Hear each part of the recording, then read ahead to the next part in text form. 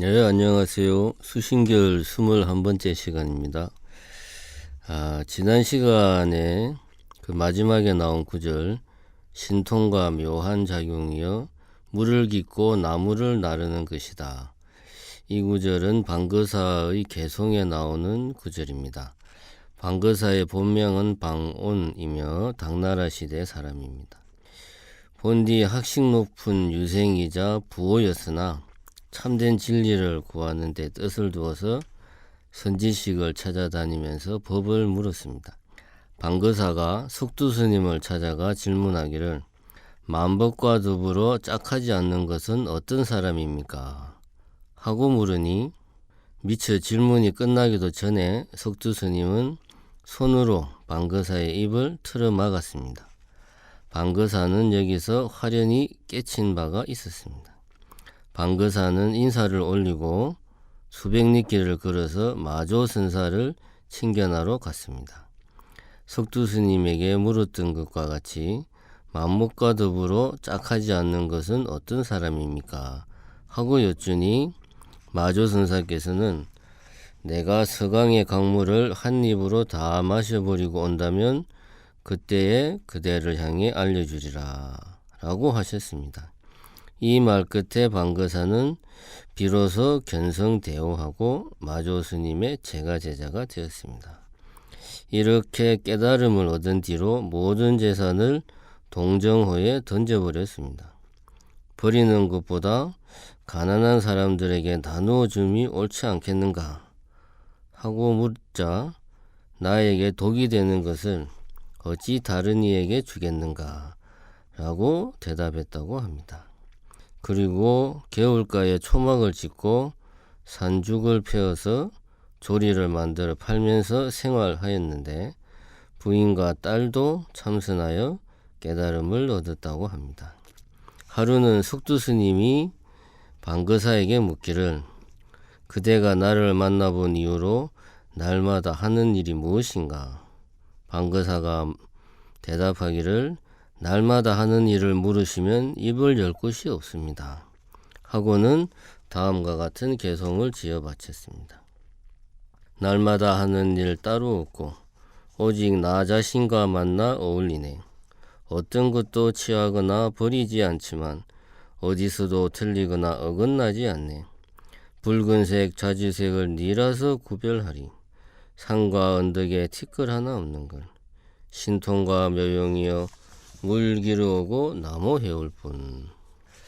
방거사가 마조스님에게 한 질문에 등장하는 만법과 더불어 짝하지 않는 사람이라는 말은 보조스님이 수신결 서두에서 인용한 다나천연선사의 한 물건은 길이 신령스러워 하늘을 듣고 땅을 듣는다 고 할 때의 바로 그 한 물건과 같은 맥락입니다.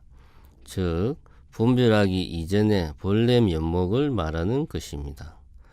분별을 일으켜서 끌려다니는 그런 구속에서 벗어난 사람은 어떤 사람인가 하는 질문인 것입니다.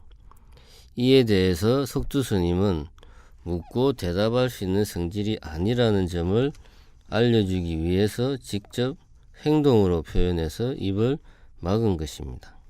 본래 면목은 말로 설명할 수 없기에 행동으로 나타낸 것입니다.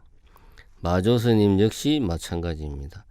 말로 설명할 수 없다는 것을 설파하기 위해서 서강의 물을 다 마시면 말해주겠다 이렇게 말씀하신 겁니다. 오로지 스스로 분별을 끊어야만 밝혀질 수 있는 문제인 것입니다. 이렇게 방거사의 질문에 대해서 석두스님과 마조스님은 본래 면목을 있는 그대로 보여주었습니다. 열대지방에 사는 원주민에게 아무리 하늘에서 내리는 눈을 100번 1000번 설명해 보아야 눈이 뭔지 확실하게 알 수가 없습니다. 눈을 직접 경험할 수 없는 열대지방에서 지식으로 아무리 눈에 대한 많은 정보를 알아도 한번 눈으로 직접 경험해보는 것보다 못합니다.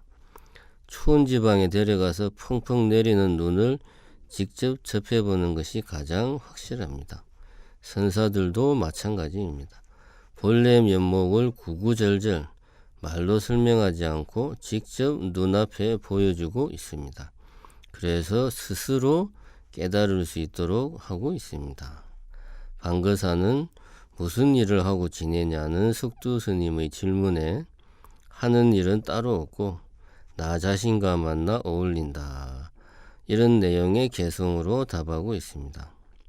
여기서 나 자신과 만나 어울린다 함은 곧 깨달음이 저기 먼 곳에 있는 것이 아니라 지금 여기 바로 자신에게 있음을 말하는 것입니다.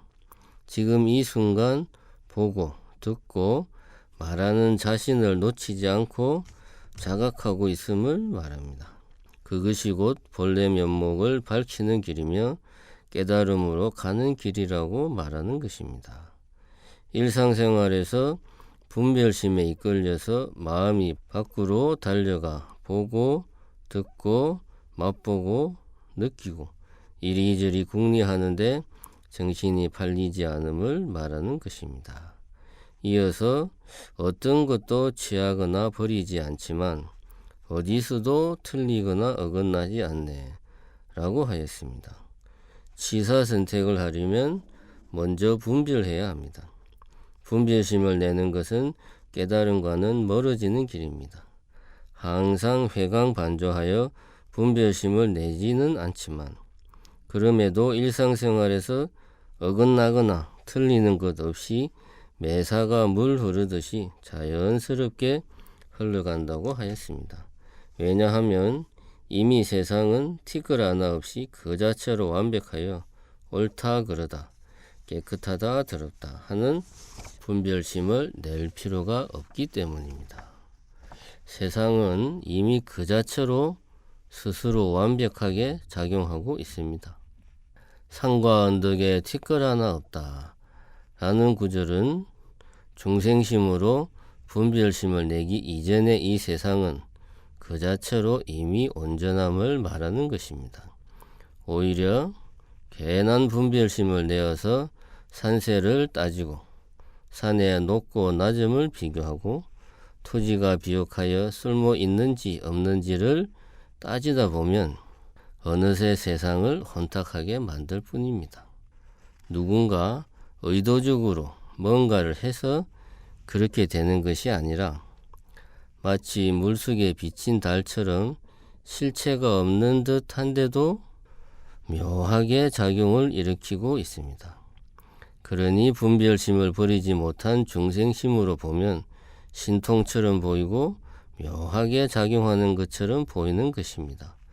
조금만 생각해도 봄이 되면 언 땅에 싹이 돋아나고 앙상한 나뭇가지에 새잎이 돋아나는 것만큼 신기한 일이 또 어디에 있을까요?